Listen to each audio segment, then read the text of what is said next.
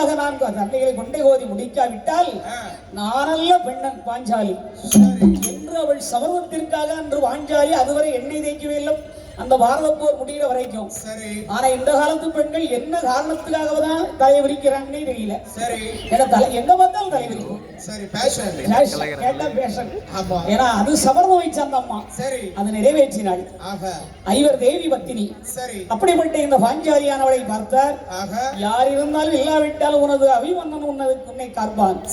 நான் நாடு கேட்டு வருகிறேன் என்று சொல்லி பெருமாளாகிய கண்ணன் அப்படி வாண்டவரிடம் விடை வாங்கி இந்த பாண்டவர்களுக்காகவே பரந்தாமனாகி கண்ணன் எப்படி அஸ்தினாபுரம் தூது வருகின்றார்.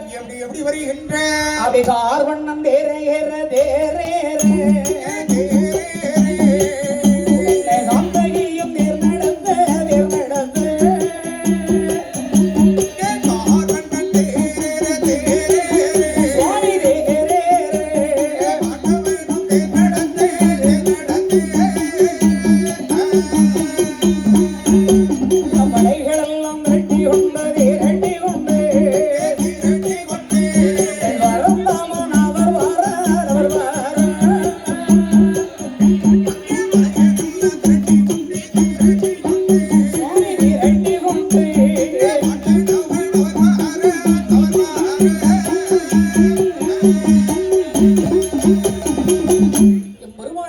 கண்ணனுடைய தேரை சுற்றி வளமாகிற ரதத்திலே அமர்ந்த அவருக்கு தேர்ச்சாரதியாகவே தம்பி சாரதி அங்கே அமர்கின்ற சாப்தகி ஆழ்வார்.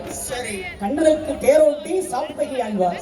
சாப்தகி ஆழ்வார் தேர் நடத்து சாரங்கனுடைய ரதம் நடத்தி வருகின்ற அதான் பாருங்கள் கரடசியம் வருடோட இங்கே கானகப்பட்டு கானகத்திலே வந்தார்கள். சௌகநாதி முனிவர்கள் கண்டார்கள். இறைவா நீங்கள் எங்கே செல்கின்றீர்கள் என்று கேட்டார்.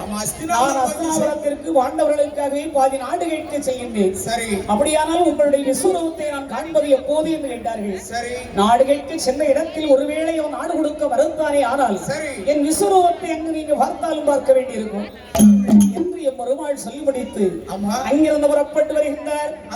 அவர் அன்று நட்டு அன்று